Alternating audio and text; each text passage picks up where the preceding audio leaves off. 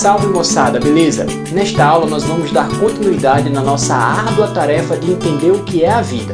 Mas desta vez vamos entender de onde vem a energia que permite que os seres vivos formem desde unidades tão complexas como as células até seres multicelulares como nós animais. Vamos responder a pergunta: por que comemos? O que acontece se você ficar sem comer?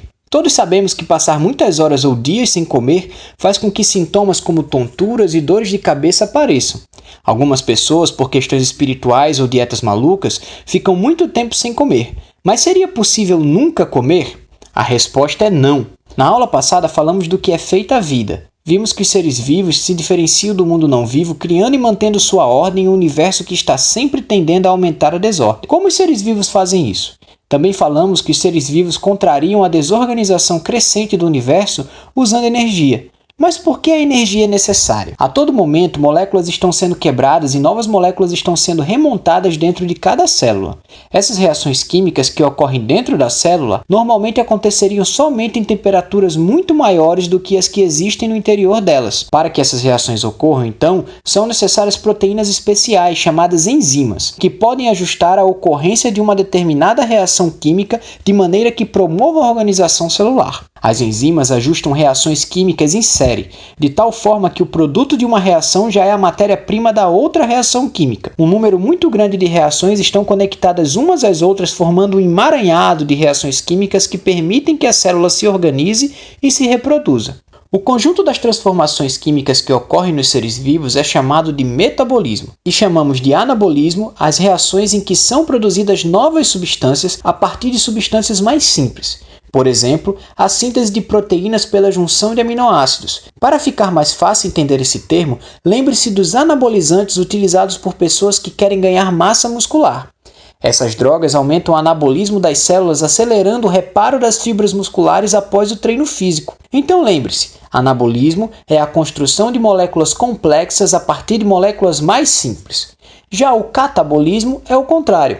É a quebra de moléculas maiores em moléculas menores, com a liberação de energia. É a partir de processos catabólicos que os seres vivos adquirem energia para desenvolver e manter a sua organização. Além disso, esses processos fornecem uma variedade de substâncias essenciais para a construção, manutenção e reparo de todos os seres vivos. Como exemplo de catabolismo, podemos citar a queima de uma vela. A vela é composta de parafina com um barbante no meio. Apesar de parecer que o barbante é quem está pegando fogo, na verdade, quem está sendo queimado são os hidrocarbonetos que constituem a parafina. A reação química da combustão resulta na produção de moléculas mais simples e mais estáveis no nosso planeta, o gás carbônico e a água, liberando energia na forma de luz e calor. Portanto, podemos dizer que as inúmeras reações químicas nos seres vivos estão a todo momento mantendo a organização das células no incrível fluxo de reações anabólicas e catabólicas. De alguma maneira, os seres vivos precisam extrair energia do ambiente de uma forma que ela seja utilizável para outra reação química. A maioria das células existentes são mantidas pela energia armazenada nas ligações químicas de moléculas orgânicas, como a glicose. Mas de onde vêm essas moléculas cheias de energia? Os alimentos que nós consumimos nos fornecem energia.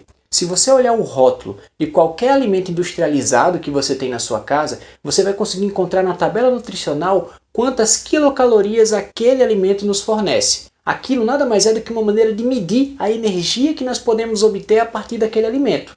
Além disso, os alimentos que consumimos nos fornecem também as moléculas que nós não conseguimos sintetizar no nosso corpo, moléculas básicas que usaremos para formar as nossas próprias moléculas de acordo com as informações que temos no nosso material genético. Os alimentos fornecem uma variedade de substâncias essenciais para a construção, manutenção e reparo dos tecidos corporais e para o funcionamento eficiente do corpo. Mas nem todo ser vivo se alimenta da maneira como a gente faz. Como é que uma grande árvore consegue se desenvolver, florescer e produzir seus frutos? De onde vem a energia necessária para isso? Quando cultivamos algum vegetal, precisamos irrigá-lo, fornecer um solo com nutrientes e colocar em um local com luz. Mas de onde vem essa energia? Se faltar qualquer um desses fatores, o vegetal não se desenvolverá. Todos eles são fundamentais no desenvolvimento da planta, mas a energia vem da luz, a radiação eletromagnética que na natureza a principal fonte é o Sol, mas que pode ser produzida artificialmente, como as lâmpadas, por exemplo. As plantas, as algas e algumas bactérias têm a capacidade de utilizar a energia eletromagnética para produzir suas próprias moléculas energéticas, como a glicose. A complexa rede de reações químicas responsáveis por esse processo é chamada de fotossíntese. Por isso dizemos que esses seres são autotróficos, seres que conseguem sintetizar seu próprio alimento a partir de substâncias inorgânicas e de energia obtidas do ambiente. Veremos mais à frente que existem outros tipos de seres autotróficos. Mas vamos nos ater agora à fotossíntese. Este emaranhado de reações químicas permite que a energia eletromagnética da luz seja convertida pelas células em energia de ligação química, também conhecida como energia química potencial. As plantas, as algas e algumas bactérias obtêm todos os átomos de que necessitam a partir de fontes inorgânicas. Por isso, precisamos cultivar plantas em um bom substrato, pois o carbono vem do gás carbônico da atmosfera. O hidrogênio e o oxigênio vêm da água que usamos para irrigar a planta. Mas outros átomos como nitrogênio, fósforo e potássio precisam ser absorvidos do solo. Os seres vivos fotossintetizantes utilizam a energia da luz para construir açúcares e outras moléculas orgânicas a partir dos átomos citados anteriormente. Dessa forma, uma árvore, por exemplo, consegue formar todas as moléculas necessárias para que ela se desenvolva, floresça e produza seus frutos. Teremos uma aula toda dedicada à fotossíntese mais à frente no nosso curso. Mas aqui, basta compreendermos que os seres fotossintetizantes produzem moléculas orgânicas com alta energia química potencial, que são então utilizadas como fonte de energia e como fonte de moléculas não só para os próprios vegetais, como para outros seres vivos que venham porventura comê-las. As plantas e as algas têm uma importância gigantesca na nossa alimentação, pois praticamente todo alimento que nós consumimos tem como origem os processos de produção de moléculas orgânicas realizados por esses seres vivos. Por isso, dizemos que eles estão entre os principais produtores nas cadeias alimentares de todos os ecossistemas do planeta. Mas existem outros seres vivos autotróficos, que não usam a energia eletromagnética da luz como fonte para produzir suas moléculas orgânicas. Esses seres vivos capturam energia de sistemas energeticamente ricos, contendo compostos inorgânicos no ambiente, como é o caso de bactérias que vivem em fendas hidrotermais no fundo dos oceanos. Esses seres vivos têm como fonte a energia geoquímica e por isso são chamados de seres litotróficos. O prefixo lito vem do grego e se refere à rocha. Logo, o termo se refere a seres que se alimentam de rochas, apesar de não ser qualquer rocha. Eles também são chamados de quimiosintetizantes. Não temos muito contato com esses seres vivos, pois geralmente vivem em lugares inóspitos para nós, como o subsolo da crosta terrestre ou nos abismos oceânicos.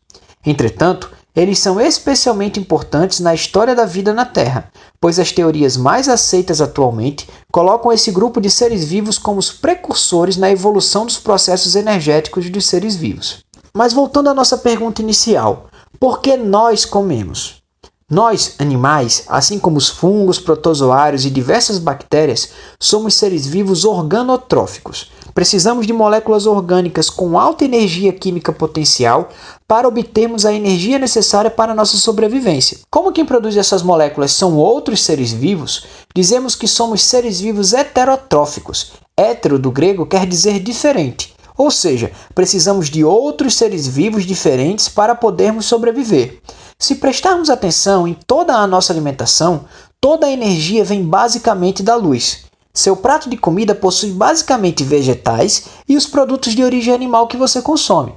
Os alimentos de origem animal, como a carne e os derivados do leite, por exemplo, só foram produzidos porque outros seres vivos se alimentaram de vegetais que realizam fotossíntese. Logo, comemos porque precisamos de energia e de moléculas básicas para a construção e manutenção do nosso corpo. Essa energia vem indiretamente por meio da ingestão de um vegetal que realizou fotossíntese, ou ainda por outros seres vivos intermediários que se alimentaram de outros seres vivos.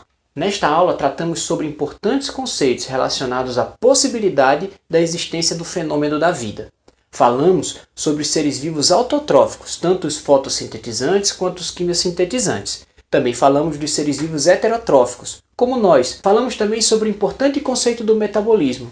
Reações químicas encadeadas uma após a outra, controladas por enzimas, que são proteínas especiais. Na próxima aula falaremos como essas enzimas, essas proteínas, são geradas a partir da informação do nosso código genético.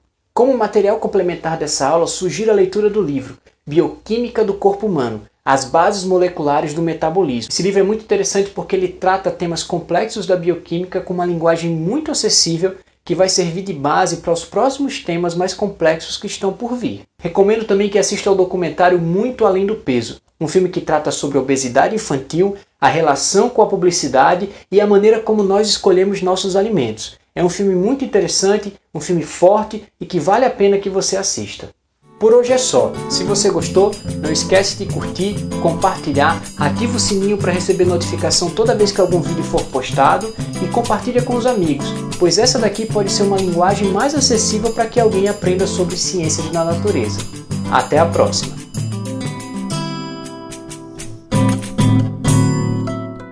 E acertou 4 vezes. Você quer falar alguma coisa sobre os alimentos? Fala do que você gosta de comer, de onde vem a energia dos alimentos. De onde vem a energia para você ficar bem forte?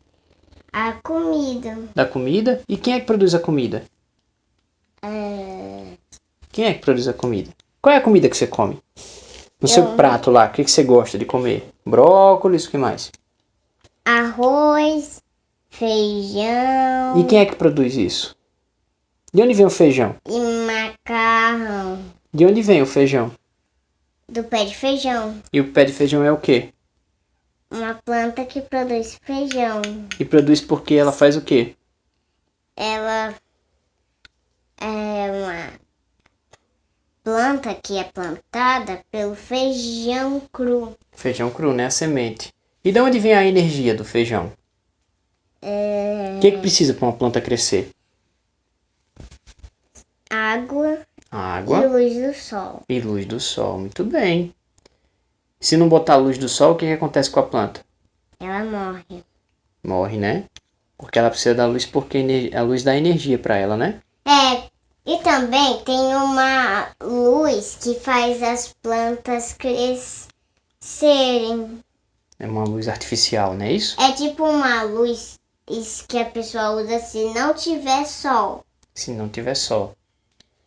É isso aí. Em alguns lugares que não tem sol, né? Aí tem que usar essa luz. Para plantar dentro de casa, né? Pra plantar fora de casa. Fora de casa, bota essa luz, se já tem a luz do sol, para que? Não. Nos lugares que não tem muito sol. Tá, então dá tchau pro pessoal que a gente vai desligar agora. Tchau. Tchau, até a próxima. Tchau.